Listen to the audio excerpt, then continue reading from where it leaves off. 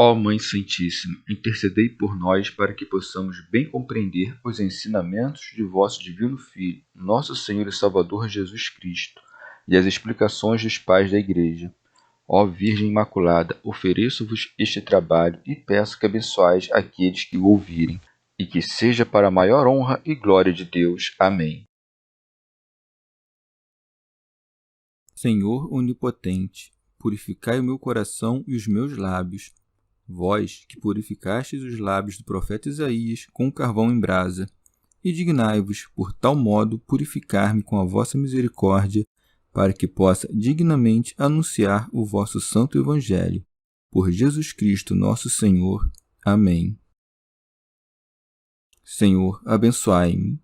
Que o Senhor resida no meu coração e nos meus lábios, para que anuncie digna e convenientemente o seu Evangelho. Amém. Evangelho de Nosso Senhor Jesus Cristo, segundo São Lucas. A visitação. Naqueles dias, Maria pôs-se a caminho para a região montanhosa, dirigindo-se apressadamente a uma cidade de Judá. Entrou na casa de Zacarias e saudou Isabel. Ora, quando Isabel ouviu a saudação de Maria, a criança lhe estremeceu no ventre e Isabel ficou repleta do Espírito Santo. Com um grande grito, exclamou: Bendita és tu entre as mulheres, e bendito o fruto do teu ventre. Donde me vem que a mãe do meu Senhor me visite? Pois, quando tua saudação chegou aos meus ouvidos, a criança estremeceu de alegria em meu ventre.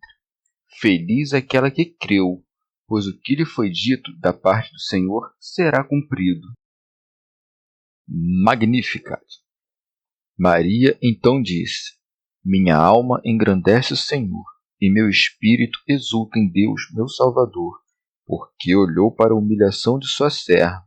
Sim, doravante as gerações todas me chamarão de bem-aventurada, pois o Todo-Poderoso fez grandes coisas em meu favor. Seu nome é santo e sua misericórdia perdura de geração em geração para aqueles que o temem. Agiu com a força de seu braço, dispersou os homens de coração orgulhoso. Depois poderosos de seus tronos, e a humildes exaltou. Cumulou de bens a famintos, e despediu ricos de mãos vazias. Socorreu Israel seu servo, lembrando de sua misericórdia, conforme prometera a nossos pais, em favor de Abraão e de sua descendência para sempre. Maria permaneceu com ela mais ou menos 3 meses e voltou para casa. Comentários dos Pais da Igreja. Santo Ambrósio. Tendo o anjo anunciado coisas ocultas, ofereceu à Virgem o exemplo da mulher estéril para confirmar a sua fé. Quando Maria ouviu isso, não com incredulidade diante do oráculo, nem com incerteza diante do mensageiro, nem duvidando do exemplo, mas alegrando-se pelo voto e zelosa do seu dever, dirigiu-se com pressa, movida pela alegria, às montanhas. Por isso segue. Maria pôs-se a caminho para a região montanhosa. Com efeito, o que poderia fazer Maria, já cheia de Deus, senão subir com presteza às alturas? Orígenes. Jesus, que estava no seu ventre, tinha pressa para santificar João, encerrado ainda no ventre de sua mãe. Por isso segue, dirigindo-se apressadamente. Santo Ambrósio. A graça do Espírito Santo não conhece delongas. Aprendei, ó virgens, a não vos deterdes nas praças, a não vos misturardes com o povo em conversas. Teofilacto. Foi às montanhas, porque Zacarias habitava nas montanhas. Por isso segue. A uma cidade de Judá entrou na casa de Zacarias. Santo Ambrósio. Aprendei vós, santas mulheres, os cuidados que deveis prestar a vossas parentas grávidas. Maria, pois, que estava só em seu quarto, não deixou de aparecer em público pelo seu pudor virginal. nem abandonou seu zelo pela aspereza das montanhas, nem o cumprimento do seu dever pelo longo caminho. Aprendei também, virgens, a humildade de Maria. Vem a parente a sua próxima, a mais jovem a mais anciã. Não apenas vem, como também a saúda primeiro. Por isso segue, e saudou Isabel. Convém, pois, que, quanto mais casta seja uma virgem, tanto mais humilde seja e mais deferente com os superiores em idade. Deve ser mestra em humildade a que professa a castidade. É também causa de piedade, porque o superior vem ao inferior para auxiliá-lo. Maria vem a Isabel, Cristo a João. São João Crisóstomo. Ou, de outro modo, a Virgem ocultava no fundo do seu coração o que lhe fora dito e não revelou a ninguém, porque não cria que dariam crédito a relatos miraculosos. Antes, pensava que se falasse receberia ultrajes como se ocultasse uma culpa própria. Expositor grego. Recorre unicamente a Isabel. Com efeito, estava acostumada a isso por causa do parentesco e de outros laços semelhantes. Santo Ambrósio. Manifestaram-se prontamente os benefícios da vinda de Maria e a presença do Senhor, pois segue. Ora, quando Isabel ouviu a saudação de Maria, a criança lhe estremeceu no ventre. Vê a diferença e a propriedade de cada palavra. Isabel ouviu antes as palavras, mas João sentiu antes a graça. Ela ouviu segundo a ordem da natureza, e este exultou em razão do mistério. Aquela sentiu a vinda de Maria, este a vinda do Senhor. Expositor grego. O profeta vi e ouve melhor que a sua mãe, e saúda o príncipe dos profetas. Como não pudesse saudá-lo com palavras, salta no ventre de sua mãe, com o que manifesta a maior alegria. Quem alguma vez teve notícia de que alguém saltasse antes do seu nascimento? A graça introduziu coisas desconhecidas pela natureza.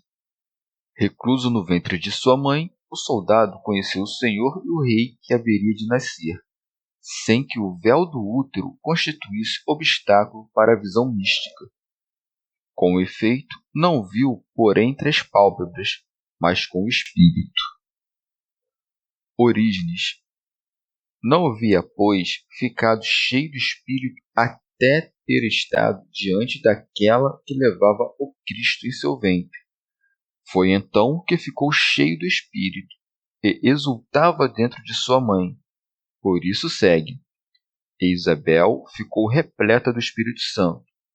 Não se deve, portanto, duvidar que aquela que então ficou cheia do Espírito Santo ficou cheia por causa de seu filho. Santo Ambrósio. Aquela que havia se ocultado, porque havia concebido um filho, começou a manifestar-se, porque trazia em seu ventre um profeta. E aquela que antes se envergonhava, agora bendiz. Por isso segue. Com um grande grito, exclamou: Bendita és tu entre as mulheres. Exclamou em alta voz quando percebeu o advento do Senhor, porque acreditou que seria um nascimento miraculoso. Orígenes. Diz, pois, bendita és tu entre as mulheres. Nenhuma jamais participou ou poderia participar de graça tão grande, pois uma única é a mãe da única semente divina. São Beda. Maria é abençoada por Isabel com as mesmas palavras proferidas pelo anjo, a fim de mostrar que seria venerada pelos anjos e pelos homens. Teofilacto. Como, porém, houvera outras mulheres santas que, contudo, geraram filhos manchados pelo pecado, acrescenta: E bendito o fruto do teu ventre. Ou, de outro modo, disse: Bendita és tu entre as mulheres. E, como se alguém lhe interrogasse, acrescentou: E bendito é o fruto do teu ventre, como é dito no Salmo 117. Bendito o que vem em nome do Senhor. Nós vos bendizemos da casa do Senhor. O Senhor é Deus e faz brilhar sobre nós a sua luz. A Sagrada Escritura costumava tomar a palavra e significando porque. Orígenes chamou o Senhor de fruto do ventre da mãe de Deus, porque não procedeu de varão, mas somente de Maria, pois os que foram semeados pelos seus pais são frutos destes. Expositor grego. Somente este fruto é bendito, porque é produzido sem varão e sem pecado. São Beda. Este é o fruto que foi prometido a Davi. Um descendente da tua linhagem porei sobre teu trono. Severo de Antioquia. Dessa passagem, na qual se declara que Cristo é fruto do ventre, extrai-se uma refutação contra Eutiques. Com efeito, todo fruto é da mesma natureza que a planta da qual procede. Daí se deduz que a Virgem era da mesma natureza que o segundo Adão, que tira os pecados do mundo.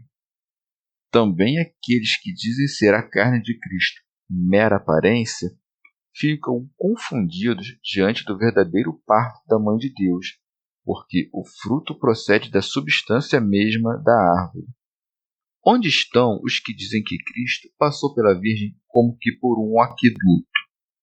Notem as palavras de Isabel, que ficou cheia do Espírito Santo. Cristo foi fruto do ventre. Prossegue. Donde me vem que a mãe do meu Senhor me visite? Santo Ambrósio. Não diz isso por ignorar, pois sabe que é pela graça e pela operação do Espírito Santo que a mãe do Senhor saúda a mãe do profeta para proveito de seu filho. Mas para manifestar que isso não se deve a méritos humanos, mas ao dom da graça divina, diz: Donde me vem? Isto é, com que direito, por quais atos, por quais méritos? Orígenes, dizendo isso, está de acordo com o seu filho, pois também João se considerava indigno da aproximação de Cristo. Chama Mãe do Senhor a que ainda é virgem, antecipando o cumprimento das palavras dos profetas. A providência divina levou Maria a Isabel para que o testemunho de João chegasse desde o ventre ao Senhor. Desde então, o Senhor constituiu João profeta do Senhor. Por isso segue: Pois quando tua saudação chegou aos meus ouvidos, a criança estremeceu de alegria em meu ventre. Santo Agostinho.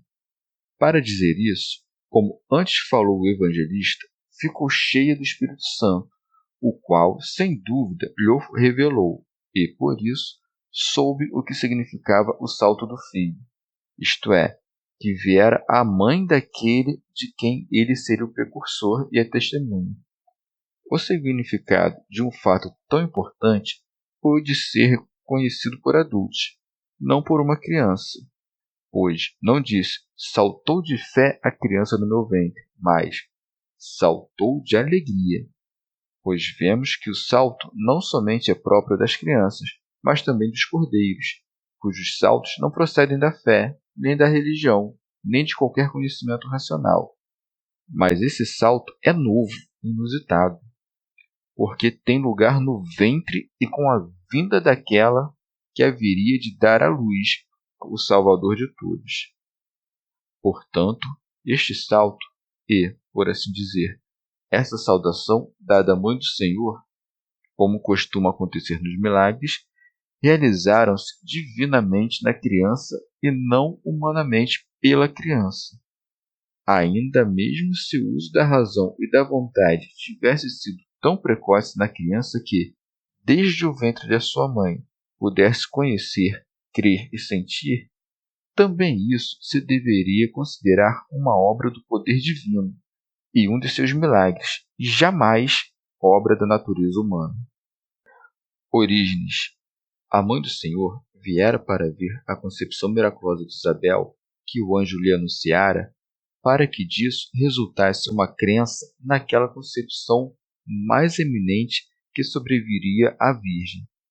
Referindo-se a essa fé, fala Isabel: feliz aquela que creu, pois o que lhe foi dito da parte do Senhor será cumprido.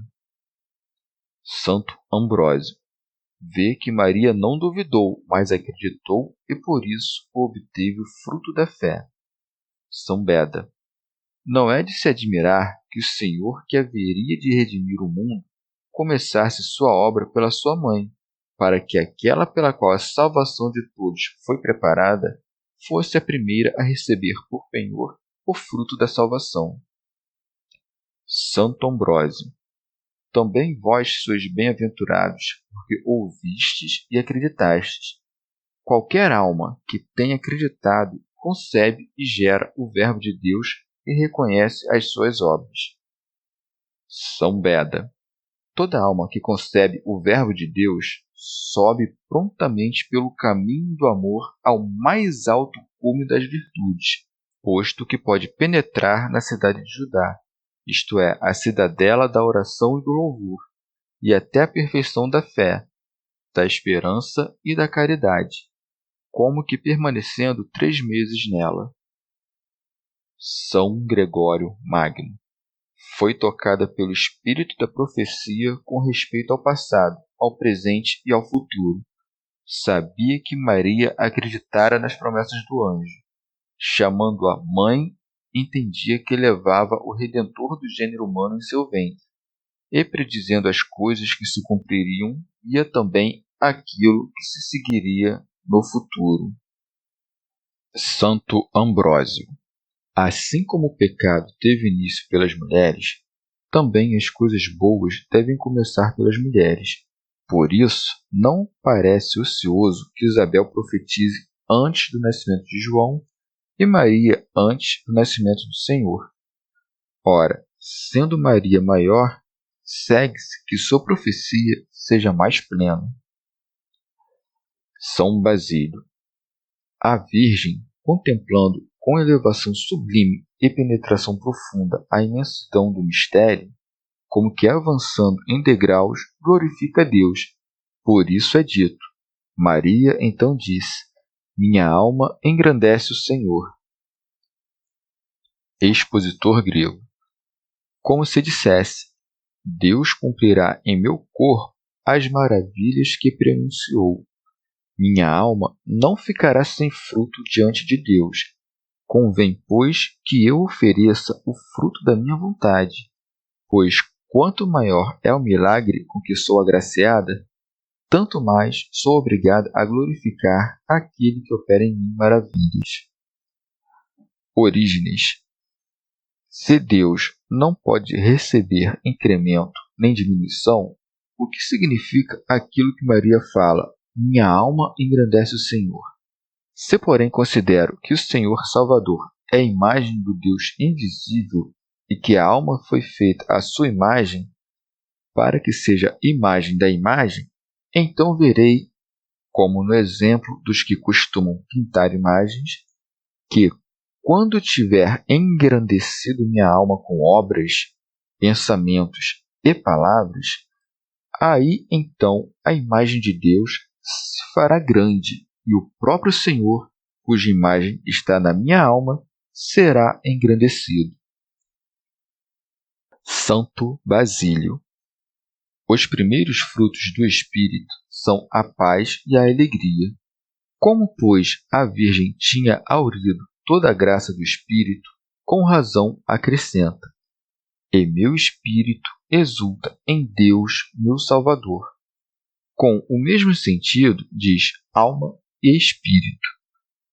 A palavra exultação, tão frequente nas Escrituras, indica uma disposição alegre e jovial da alma naqueles que são dignos. Por isso, a Virgem exulta no Senhor por um salto inefável do seu coração, no fragor de um afeto honesto. São Beda, porque o espírito da Virgem alegra-se com a divindade eterna do mesmo Jesus, isto é, do Salvador, cuja carne é gestada por uma concepção temporal. Santo Ambrósio. Portanto, a alma de Maria engrandece o Senhor e o seu espírito exulta no Senhor, porque, devotada em alma, espírito e corpo ao Pai e ao Filho, venera com piedoso afeto o único Deus, por quem foram feitas todas as coisas. Esteja, pois, a alma de Maria em todas as coisas para engrandecer o Senhor. Esteja o espírito de Maria em todas as coisas para exultar no Senhor. Se, segundo a carne, uma só é a mãe de Cristo, segundo a fé, o fruto de todos é Cristo. Pois toda alma concebe o Verbo de Deus, se é imaculada e imune aos vícios, e guarda a sua castidade com pudor inviolado. Teofilacto. Engrandece o Senhor aquele que segue dignamente a Cristo e, quando é chamado de cristão, não ofende a dignidade de Cristo, mas pratica obras grandes e celestiais. E então exultará o seu espírito, isto é, a sua crisma espiritual. Progredirá e não será entregue à morte. São Basílio. Se, porém, quando a luz houver penetrado em seu coração e houver percebido, por meio daquela imagem obscura e fugaz, a consciência perfeita dos justos, para amar a Deus e desprezar as coisas corpóreas, obterá, sem dificuldades, a alegria no Senhor. Orígenes. A alma primeiro engrandece o Senhor, para depois alegrar-se em Deus. Com efeito, a não ser que antes acreditemos, não poderemos nos alegrar. Expositor grego. Manifesta a causa por que lhe convém glorificar o Senhor e exultar nele ao dizer: porque olhou para a humilhação de sua serva, como se dissesse: o Senhor assim determinou. Eu não esperei, estava contente com as coisas humildes. Agora fui eleita para um conselho inefável, exaltada da terra às estrelas. Santo Agostinho. Ó verdadeiro humilde, que deu à luz Deus para os homens, aos mortais deu a vida, renovou os céus, purificou o mundo, abriu o paraíso e libertou as almas dos homens. A humildade de Maria tornou-se uma escada celeste, pela qual Deus desce à terra. O que quer dizer lançou os olhos, senão aprovou? Com efeito, muitos parecem humildes aos olhos do homem, mas o Senhor não lança os olhos para a sua humildade. Se fossem verdadeiramente humildes, não desejariam ser louvados pelo homem. Seu espírito não exultaria neste mundo, mas em Deus. Orígenes.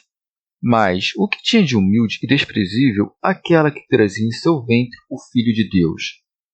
Considera que a humildade pregada nas Escrituras é uma das virtudes, a qual é chamada pelos filósofos atifia, ou metriotes, modéstia, e que nós, por uma paráfrase, podemos chamar a virtude daquele que não se infla, mas se rebaixa. São Beda. Aquela para cuja humildade o Senhor lança os olhos é com propriedade chamada por todos bem-aventurada. Por isso prossegue: sim, doravante as gerações todas me chamarão de bem-aventurado. Santo Atanásio. Com efeito, se segundo o profeta são bem-aventurados todos os que descendem de Sião e têm parentes em Jerusalém, quão grande deve ser a celebração da excelsa e santa Virgem Maria, que foi eleita para ser a mãe do Verbo segundo a carne. Expositor grego. Não se chama bem-aventurada por vanglória. Onde, com efeito, estaria a soberba daquela que se chama serva do Senhor? Na verdade, sendo tocada pelo Espírito Santo, vaticina o que sucederia. São Beda. Com efeito, convinha que, assim como pelo orgulho do primeiro pai a morte entrou no mundo, pela humildade de Maria entrasse a vida. Teofilacto. Por isso diz, todas as gerações, não somente Isabel, mas também todas as nações que acreditaram. A Virgem mostra que não será chamada bem-aventurada por sua virtude, mas indica a causa ao dizer: pois o Todo-Poderoso fez grandes coisas em meu favor. Santo Agostinho. Que grandes coisas fez em ti? Creio que tu, sendo criatura, deste a luz ao Criador, e, sendo serva, geraste o Senhor, para que por ti Deus redimisse, iluminasse e chamasse de volta à vida o mundo. Tito Bostrense. Em que sentido fez grandes coisas, senão porque, permanecendo virgem, concebi, superando a natureza por vontade de Deus? Fui considerada digna de, sem conhecer homem, tornar-me mãe, não de qualquer um, mas do Salvador unigênito. São Beda. Isso faz referência ao princípio do cântico, onde é dito: minha alma engrandece ao Senhor. Com efeito, somente aquela alma em que Deus se dignou fazer coisas grandes pode engrandecer-lhe com dignos louvores. Tito Bostrense. Diz, pois, o Todo-Poderoso para que, se alguém não crê em sua concepção, que conceba permanecendo virgem, se responda atribuindo o milagre ao poder daquele que o operou. Nem se manchou o unigênito por ter vindo a uma mulher, porque o seu nome é santo. São Basílio. O nome de Deus é chamado santo, não porque essas sílabas encerrem um significado particular, mas porque toda menção de Deus é santa e pura. São Beda. Nas alturas do seu poder sem par, transcende toda criatura e se distingue de todas as coisas que criou. Isso se entende melhor na língua grega, na qual a própria palavra que exprime o santo, agion, como que significa exterior à terra. Voltando-se dos dons especiais de Deus aos juízos gerais, descreve a condição de todo o gênero humano ao acrescentar: sua misericórdia perdura de geração em geração para aqueles que o temem, como que dizendo: não somente a mim o Todo-Poderoso fez maravilhas, mas em todas as nações aquele que teme o Senhor é aceito em sua presença. Orígenes. A misericórdia de Deus não se restringe a uma geração, mas se estende perpetuamente de geração em geração. Expositor grego. Pela misericórdia que ele tem para com as gerações das gerações, eu concebo, e ele se une a um corpo com vida, para empreender a nossa salvação, movido unicamente por sua piedade. Compadece-se não de qualquer um, mas daqueles que em cada nação se curvam por temor dele. Por isso é dito: sobre aqueles que o temem, isto é, sobre os que, conduzidos pela penitência, se convertem à fé e se dedicam à mortificação, pois os obstinados fecham a porta da sua piedade pelo vício da incredulidade. Teofilacto. Ou indica com isso que os que temem a Deus obterão a misericórdia nesta geração, isto é, no mundo presente, e na geração futura, isto é, no mundo futuro, recebendo neste mundo o cêntuplo, mas naquele coisas muito maiores. São Beda. Ao descrever a condição do gênero humano, mostra o que merecem os soberbos e os humildes, dizendo: agiu com a força de seu braço, isto é, no próprio Filho de Deus. Assim como o teu braço é aquilo com que praticas obras, chama-se braço de Deus o seu verbo, pelo qual o mundo foi criado. Orígenes. Agiu com a força de seu braço aos que o temem, pois, ainda que te aproximes de Deus na fraqueza, se o temeres, obterás a força prometida. Teofilacto. Agiu com a força de seu braço, a saber, do seu Filho encarnado, porque a natureza foi vencida, a Virgem deu à luz, e Deus se fez homem. Expositor grego.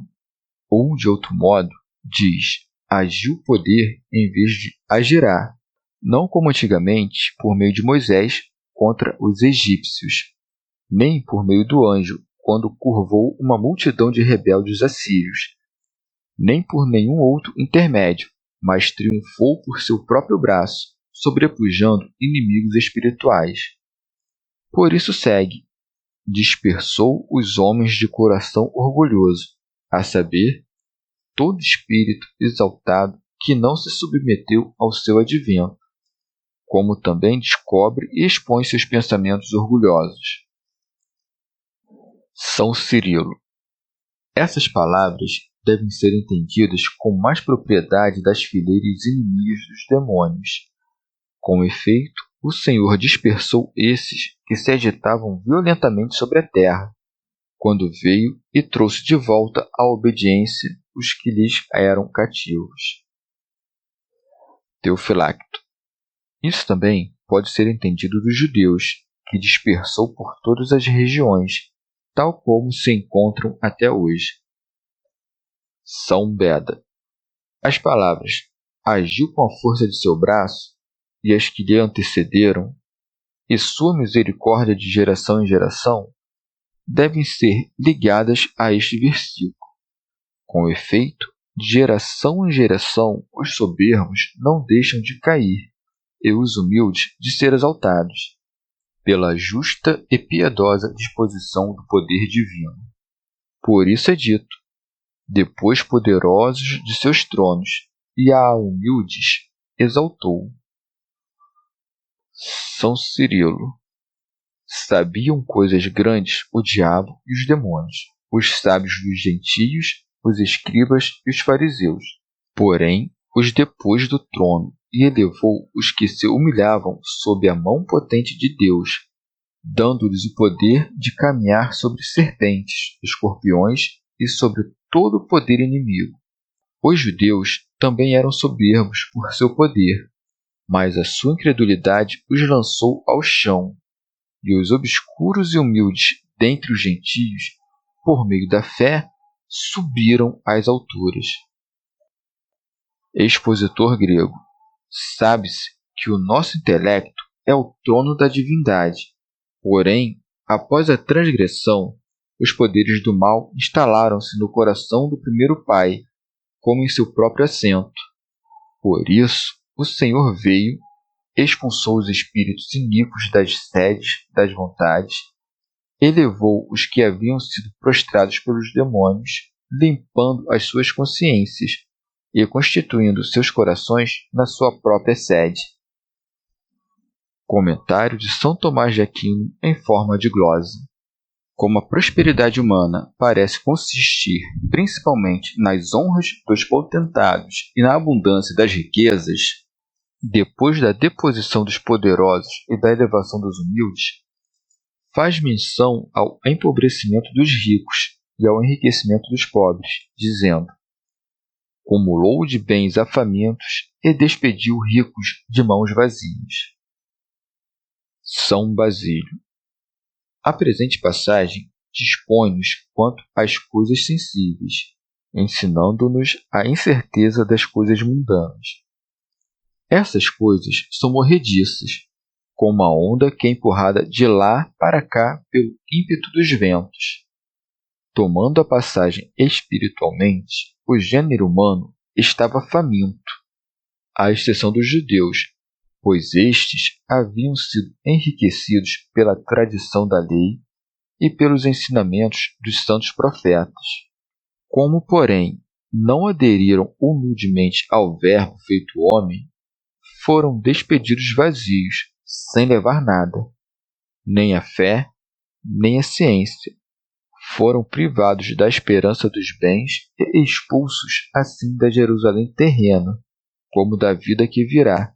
Aqueles dentre os gentios que tinham fome e sede, tendo aderido ao Senhor, foram cumulados de bens espirituais. Comentário de São Tomás de Aquino em forma de glosa. Os que desejam as coisas eternas com todas as suas forças, como os famintos, serão saciados quando Jesus Cristo aparecer em sua glória. Mas os que gozam das coisas terrenas serão, no fim, despedidos vazios de toda a bem-aventurança.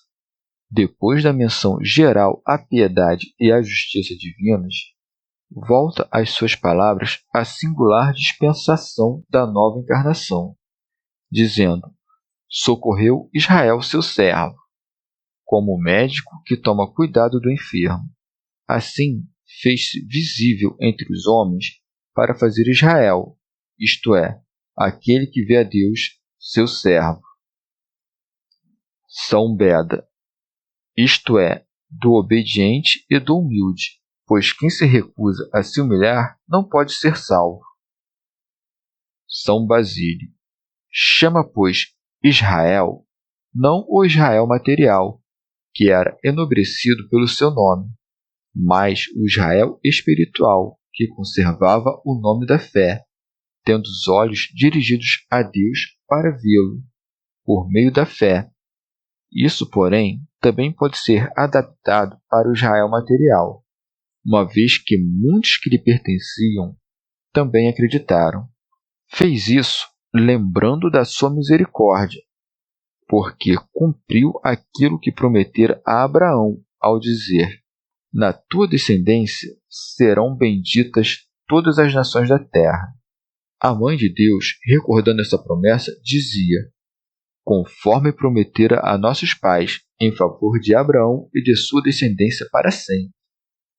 Pois foi dito a Abraão: estabelecerei a minha aliança entre mim e ti, e a tua descendência depois de ti em suas gerações, por aliança perpétua, para ser o teu Deus e o da tua descendência depois de ti. São Beda, chama descendência não tanto os que foram gerados segundo a carne, mas antes os que seguiram as pegadas de sua fé, aos quais foi prometido o Salvador para sempre. Comentário de São Tomás de Aquino em forma de glosa. Pois a promessa da herança não se deixa encerrar em nenhum limite, mas até o fim dos tempos não faltarão fiéis, e a glória da bem-aventurança será perene. Santo Ambrósio. Maria ficou com Isabel até que se cumprisse o tempo em que esta daria à luz. Por isso é dito: Maria permaneceu com ela mais ou menos 3 meses. Teofilacto. No 6º mês da concepção do precursor, o anjo veio a Maria, que permaneceu com Isabel por 3 meses, e assim se cumpriram os 9 meses. Santo Ambrósio. O motivo pelo qual permaneceu tanto tempo não foi somente a familiaridade, mas também para o benefício de tão grande profeta. Pois, se sua simples entrada lhe fez tanto bem que, ouvindo a saudação de Maria, a criança saltou dentro do ventre e sua mãe ficou cheia do Espírito Santo, quanto mais não lhe acrescentou a presença de Santa Maria durante tanto tempo. Com acerto, pois, inferimos que Maria desempenhou um ministério e observou um número místico. São Beda. É necessário a alma casta, que concebe o desejo pelo verbo espiritual, submeter-se ao jugo da disciplina celeste e não deixar de perseverar, permanecendo aí como que por 3 meses, até que se lhe irradie a luz da fé, da esperança e da caridade. Teofilacto.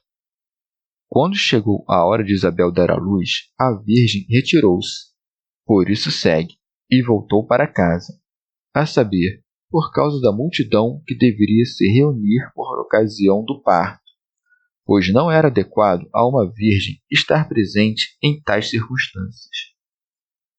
Expositor grego. É costume que as virgens se retirem quando uma grávida dá à luz, e desde que chegou à sua própria casa, não foi a nenhum outro lugar, mas permaneceu ali até que chegasse a hora do parto, e ali o anjo dissipou a dúvida de São José. Chegamos ao fim de mais um dia de comentários da Catena Áurea. Muito obrigado por ficarem até aqui, que Nossa Senhora derrame suas graças sobre nós, e até amanhã.